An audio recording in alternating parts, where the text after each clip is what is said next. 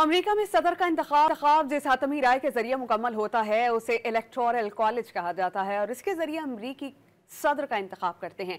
ये electoral college कैसे काम करता है, आइए देखते हैं वॉइस ऑफ अमेरिका की खुसूसी रिपोर्ट।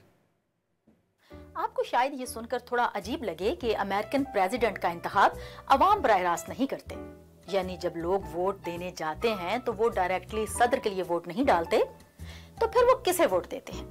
आइए अमेरिकन इलेक्शन के इस दिलचस्प पहलू को समझते हैं। जब लोग यहाँ वोट दे रहे होते हैं तो दरअसल वो अपने मुंतखब करदा सदारती उम्मीदवार के लिए मखसूस इलेक्टर्स के लिए वोट दे रहे होते हैं और वो इलेक्टर्स प्रेसिडेंट को चुनते हैं।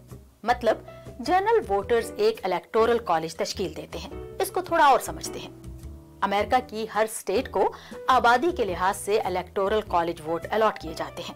मसलन कैलिफोर्निया आबादी के लिहाज से बड़ी रियासत है तो वहाँ 55 इलेक्टोरल कॉलेज वोट या इलेक्टर्स हैं, जबकि मेन छोटी रियासत है तो वहाँ सिर्फ 4। ज्यादातर हर स्टेट में जो भी सदारती उम्मीदवार जीता है, चाहे वो एक वोट से ही क्यों न जीते, उसे उस रियासत के सारे इलेक्टोरल कॉलेज वोट मिल जाते हैं। ये इलेक्टर्स दिसंबर के वस्त में अपने अपने रियासती दारुल हुकूमतों में मिलते हैं और उस सदर और नायब सदर के लिए वोट देते हैं जो उस रियासत से जीता हो। फिर इनके वोट कांग्रेस को भेजे जाते हैं, जहां इन्हें गिना जाता है और इनकी बुनियाद पर जीतने वाले सदर का बाज़ाब्ता ऐलान किया जाता है।